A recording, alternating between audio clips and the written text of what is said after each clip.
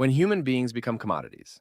Hello, I am Dr. K. Paul Stoller, and last night I had a dream that disturbed me more than almost any dream I've had in years. Not because I believe every dream is prophetic. I don't. Some dreams are simply the brain cleaning house. Others are symbolic, and occasionally, they ask questions we weren't expecting. This dream asked a question, one that has haunted civilization for thousands of years. I found myself walking through what appeared to be an old motel that had been converted into something else. A trusted friend had brought me there. The rooms were filled with children. Some were sedated. Some appeared mentally disabled.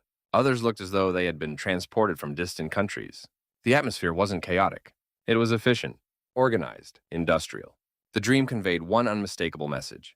Human beings had become commodities. Now, before anyone misunderstands me, I'm not telling you this dream revealed an actual place. I'm not telling you this happened in Los Angeles or anywhere else. Dreams often use symbols. They substitute familiar faces for unfamiliar ones.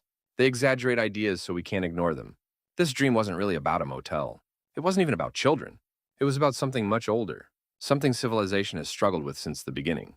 When does another human being stop becoming a person and start becoming useful? Think about that. Not evil, not violent, just useful. History has answered that question over and over and over again. Slavery, human trafficking, forced labor, child exploitation, concentration camps, the buying and selling of human beings. Every one of them began with exactly the same idea. Someone decided another human being had more value for what they could provide than for who they were. Before I went to sleep, I'd been thinking about women for thousands of years. Many women lived lives that modern people can scarcely imagine. Captured, sold, traded, married by force, sexually abused. Again, not every culture, not every tribe, not every man, but often enough that history itself bears the scars. What does that do?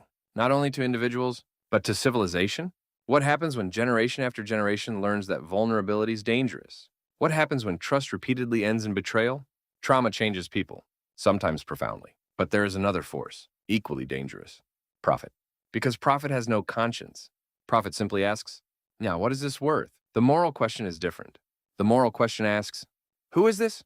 The moment we stop asking, who is this human being? And begin asking, what can this human being do for me? We've crossed a line. It may be a tiny step, but history tells us where that road eventually leads. Now, the ending of my dream fascinated me. I wasn't trying to rescue everyone. I wasn't trying to fight anyone. I was trying to remember where I was. I was trying to mark the location so I could lead others back. I think that's what physicians do. It's what scientists do. It's what honest journalists do. You don't begin by solving every problem. You begin by seeing clearly. Maybe that's why the dream came. Not to expose some secret organization, but to expose something much older.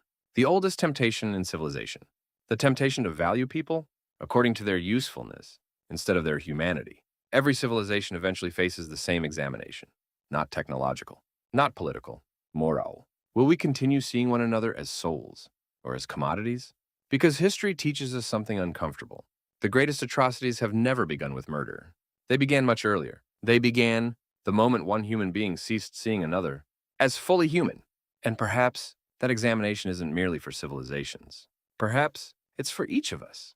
How do I see my patients? My spouse? My children? My employees? My political opponents? Do I see a soul? Or do I first see utility? Because the answer to that question doesn't merely determine the fate of another person. It determines the kind of civilization we become. The bottom line? The measure of a civilization is found in how it values the people from whom it has nothing to gain. Kenneth P. Stoller, MD.